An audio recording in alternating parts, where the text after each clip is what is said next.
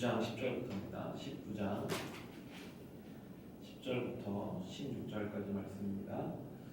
그래서 빌라도가 예수께 말하였다. 나에게 말을 하지 않을 작정이요 나에게는 당신을 놓아줄 권한도 있고 십자가에 처형할 권한도 있다는 것을 모르시오. 예수께서 대답하셨다. 위에서 주지 않으셨더라면 당신에게는 나를 어찌할 아무런 권한도 없을 것이요 그러므로 나를 당신에게 넘겨준 사람의 죄는 더 크다 할 것이요. 이 말을 듣고서 빌라도는 예수를 놓아주려고 힘썼다. 그러나 유대 사람들은 이 사람을 놓아주면 총독님은 황제 폐하의 충신이 아닙니다. 자기를 가리켜서 왕이라고 하는 사람은 누구나 황제 폐하를 반역하는 자입니다 하고 외쳤다. 빌라도는 이 말을 듣고 예수를 데리고 나와서 리토스트론이라고 부르는 재판석에 앉았다. 리토스트론은 히브리 말로 가바다인데 돌을 박은 잔이라는 뜻이다. 그날은 6월절 준비일이고 때는 날 12시쯤이었다. 빌라도가 유대 사람들에게 말하였다. 보시오, 당신들의 왕이요. 그들이 외쳤다. 없애버리시오, 없애버리시오. 그를 십자가에 못 박으시오. 빌라도가 그들에게 말하였다. 당신들의 왕을 십자가에 못 박으란 말이요. 그의 제사장들이 대답하였다. 우리에게는 황제 폐하밖에는 왕이 없습니다. 이리하여 이제 빌라도는 예수를 십자가에 처형하라고 그들에게 넘겨주었다. 그들은 예수를 넘겨받았다. 아멘. 오늘 본문에서 빌라도는 본인이 아무리 생각해도 예수님을 십자가에 못 박는 것은 뭔가 걸리는 것들이 있어서 어떻게 하면 예수님을 좀 놓아줄 수 있을까 생각하는 과정 가운데 있는데 여전히 군중들의 여론은 예수님을 십자가에 못 박으라 여론이 강해지고 있고 당사자인 예수님도 변명을 하거나 살려달라는 말을 하고 있지 않아서 오히려 빌라도가 답답한 마음으로 오늘 예수님께 묻고 있습니다. 10절을 보시면 이렇게 나옵니다. 그래서 빌라도가 예수께 말하였다. 나에게 말을 하지 않을 작정이요 나에게는 당신을 놓아줄 권한도 있고 십자가에 처형할 권한도 있는 것을 모르시오. 빌라도는 한 가지를 착각하고 있습니다.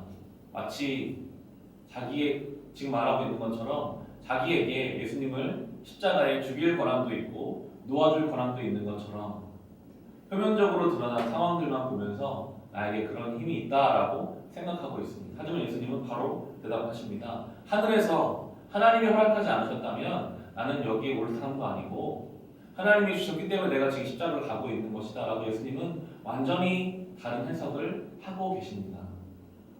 믿음의 시선으로 삶을 살아가는 사람과 그냥 드러나 있는 세상적인 관점을 가지고 세상을 살아가는 사람은 이렇게 같은 문제를 가지고도 다른 판단을 할 수밖에 없다고 성경은 우리에게 이야기해주고 있습니다.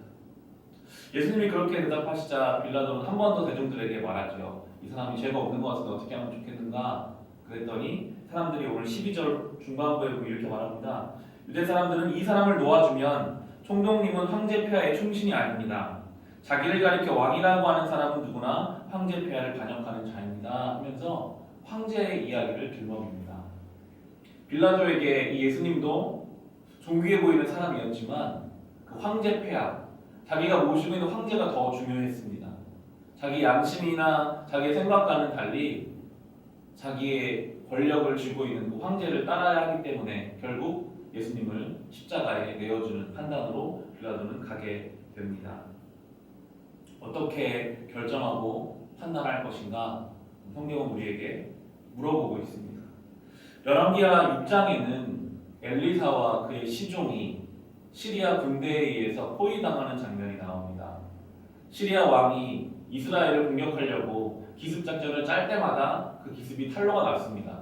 왜 그런가 알아보았더니 하나님의 사람 엘리사가 시리아가 공격해올 때마다 그것을 미리 알고 군대들을 준비시켜 놨던 것이죠. 시리아 왕이 이게 화가 나서 군대를 이끌고 아예 엘리사의 집을 포위합니다.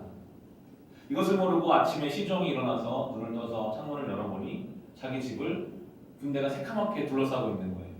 시종이 깜짝 놀라서 엘리사에 가서 이야기합니다.